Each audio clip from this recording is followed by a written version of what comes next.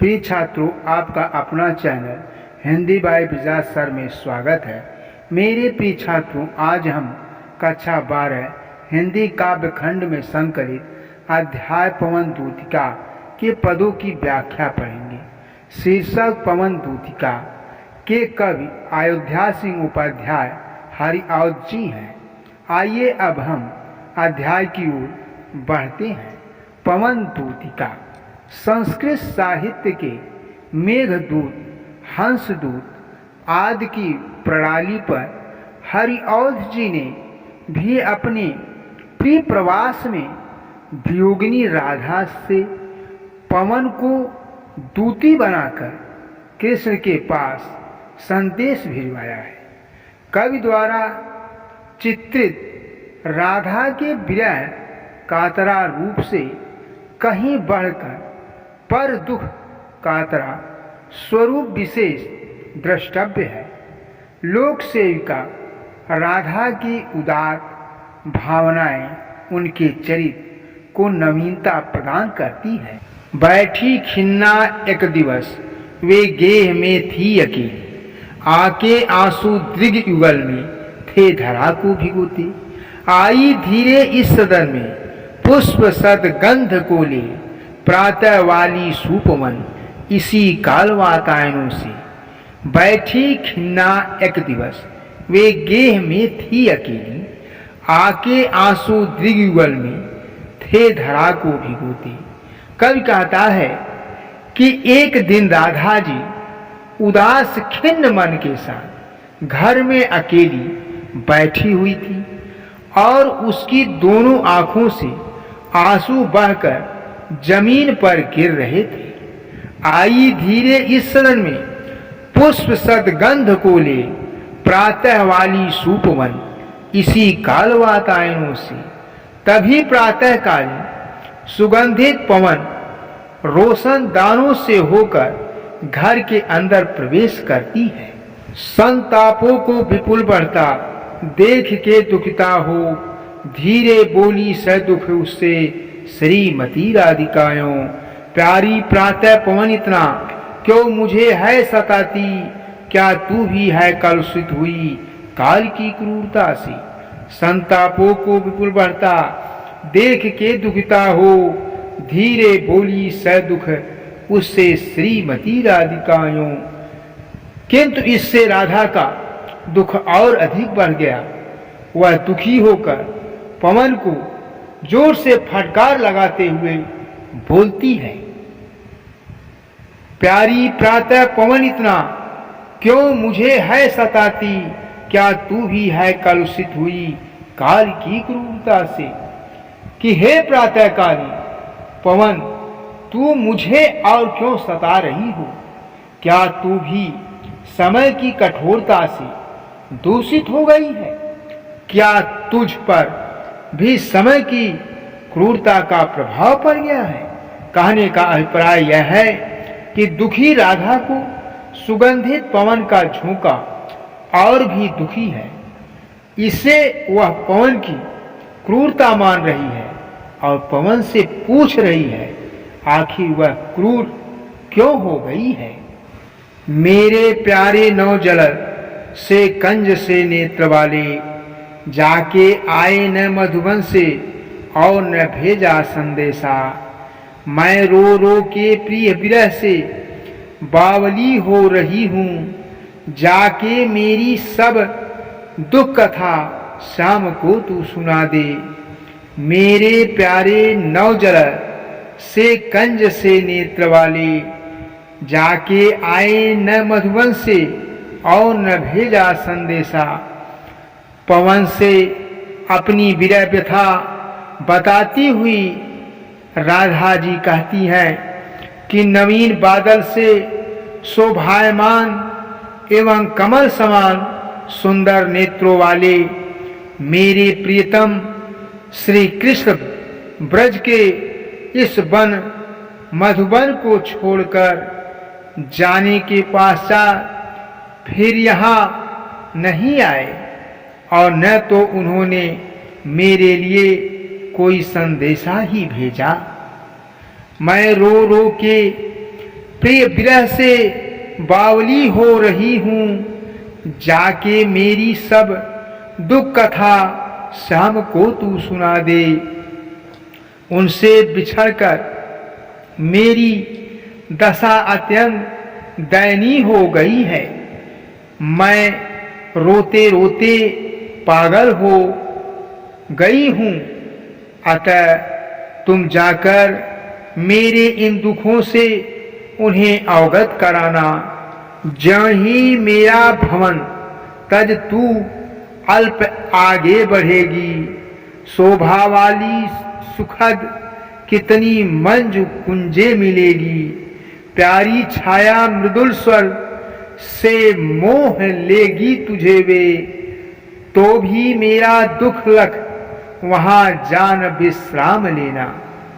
ज्यों ही मेरा भवन तज तू अल्प आगे बढ़ेगी, शोभा वाली सुखद कितनी मंजू कुंजे मिलेगी।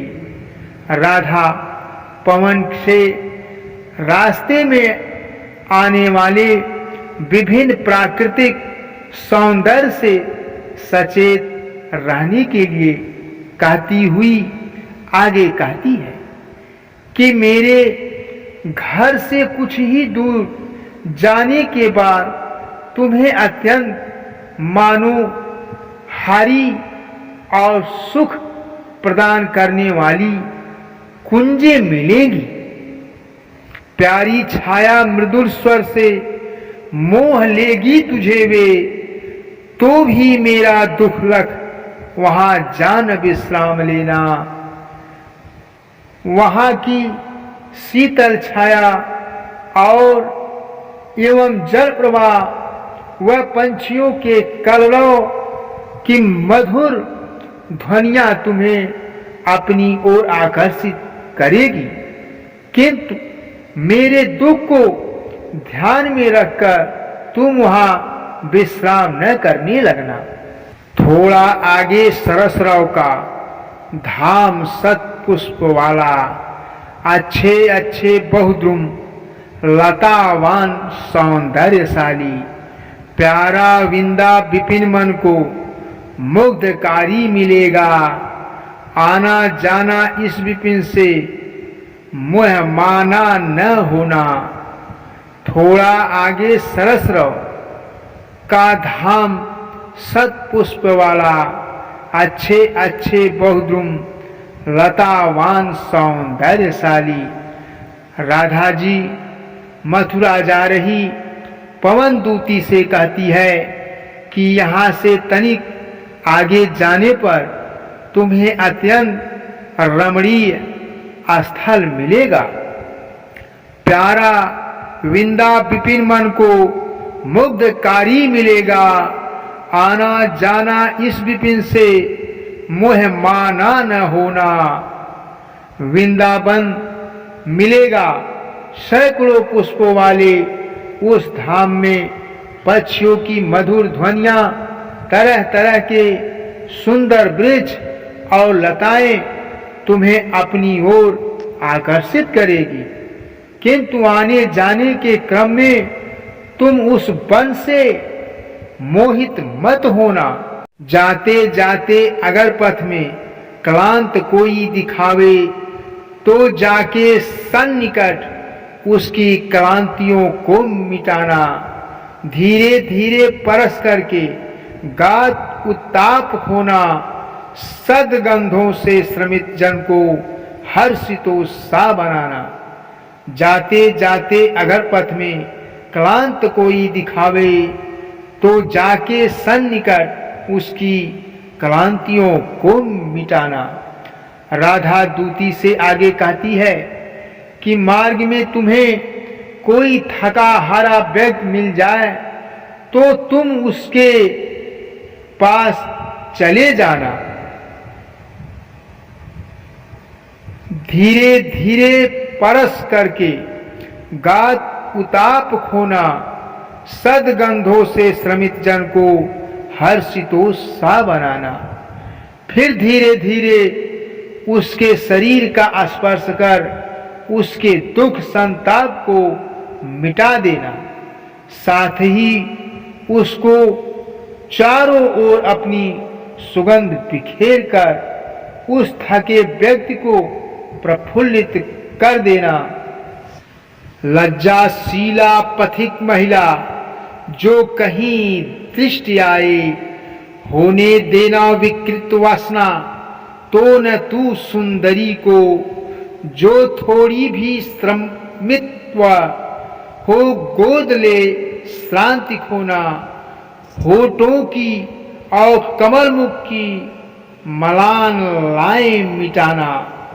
लज्जाशीला पथिक महिला जो कहीं दृष्टि आए, होने देना विकृत वासना, तो न तू सुंदरी को। श्री कृष्ण की विरह अग्नि में जलती हुई राधा पवन दूतिका को समझाती हुई कहती है, हे पवन, यदि तुझे मार्ग में कोई लाजवंती स्त्री दिखाई दे तो तू उसके वस्त्रों को मत उड़ाना। जो थोड़ा भी श्रमित्व हो गोद ले शांति खोना। ओठों की और कमल मुख की म्लालाएं मिटाना। यदि वह थोड़ी भी थकी हुई लगे तो उसे अपनी गोद में लेकर उसकी थकान मिटा देना।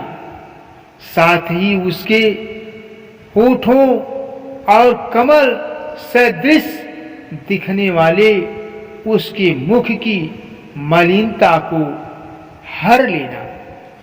कोई क्लांता कृषक ललना खेत में जो दिखावे, धीरे धीरे परस उसकी क्लांतियों को मिटाना। जाता कोई जलद यदि हो व्योम में तो उसे ला, छाया द्वारा सुखित करना तत्भूतांगना को।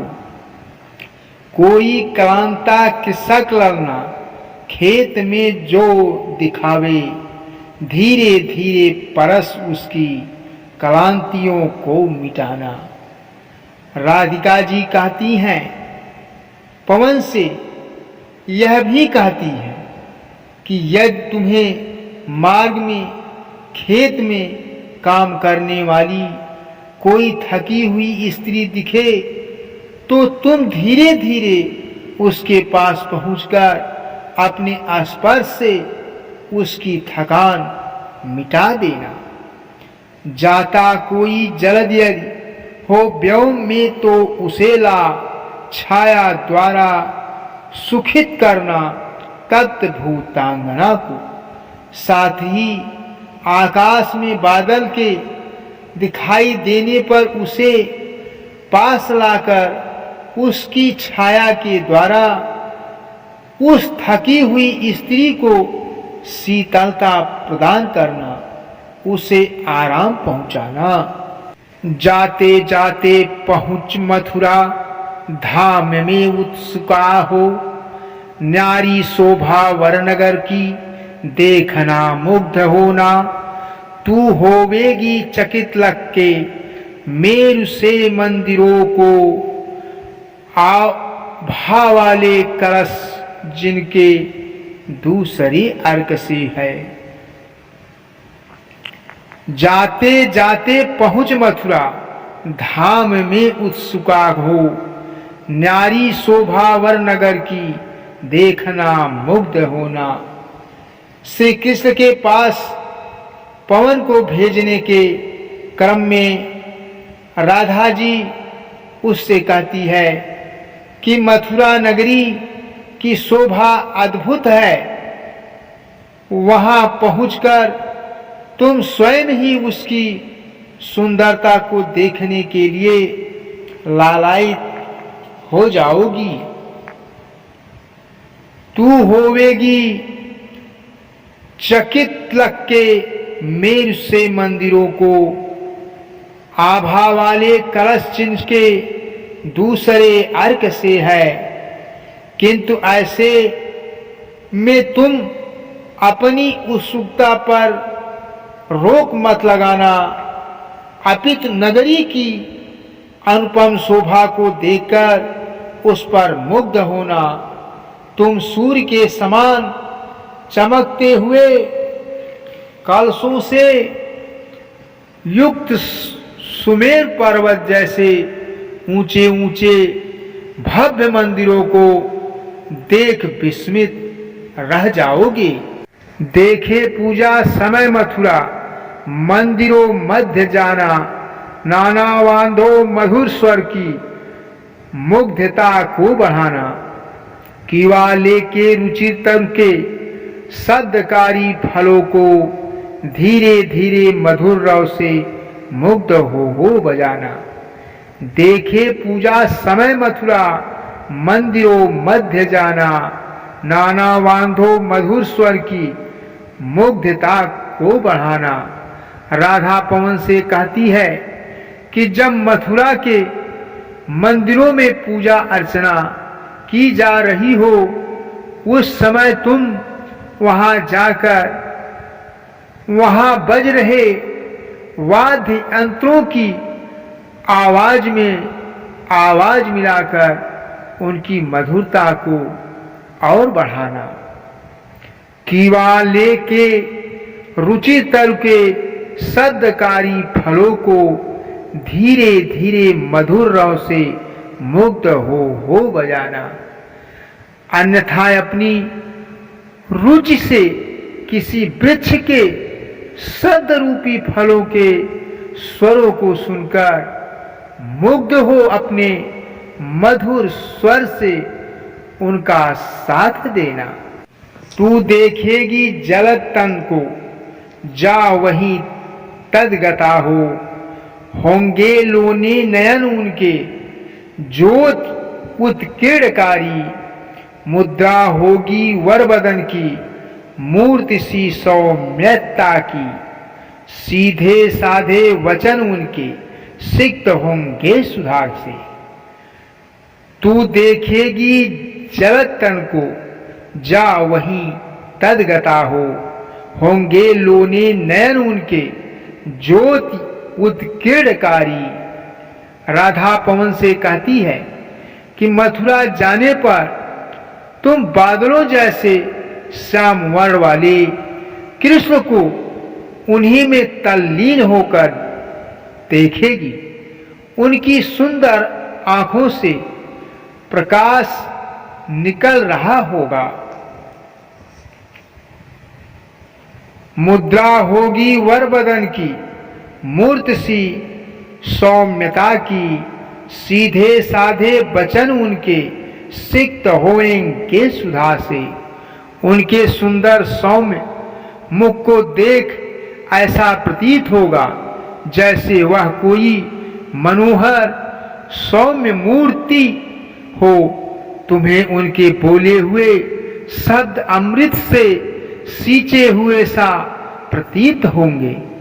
नीले फूले कमल दर्शी, गात की श्यामता है। पीला प्यारा वसन कटी में पहनते हैं फबीला। छूटी काली अलग मुख की कांति को है बढ़ाती। सदवस्त्रों में नवल तन की फूटती सी प्रभा है। नीले फूले कमल दलसी, गात की श्यामता है। पीला प्यारा वसन कट में पहनते हैं फबीला। हे दूती, उनका शरीर नीले खिले हुए कमल के समूह के सदृश सांवला और मनोरम है। वे कमर पर पीतांबर अर्थात पीला वस्त्र पहनती हैं, जो अति शोभायमान लगता है। छोटी काली अलग मुख की कांति को है बढ़ाती। सदवस्त्रों में नवल तन की फूटती सी प्रभा है। उनके बालों से लटकी एक लट उनके मुख की शोभा और बढ़ा देती है। सुंदर वस्त्र धारण किए हुए कृष्ण के सौम्य शरीर से प्रकाश की किरणें सी निकलती रहती है। सांचे ढाला सकल वपु है, दिव्य सौंदर्यशाली सतपुष्पोषी सुरह उसकी प्राण संपोषिका है। दोनों कंधे वृषभ से हैं, बड़े ही सजीले, लंबी बाहें कलभ करसी सत्य की पेटिका है। सांचे ढाला सकल वपु है, दिव्य सौंदर्यशाली सतपुष्पोषी सुरभि उसकी प्राण संपोषिका है। राधा पवन से कृष्ण की शोभा का गुणगान करती हुई कहती है कि उनका संपूर्ण शरीर सांचे में ढला हुआ अर्थात सुडौल है, जिसे देख अलौकिक सौंदर्य के दर्शन का आभास होता है।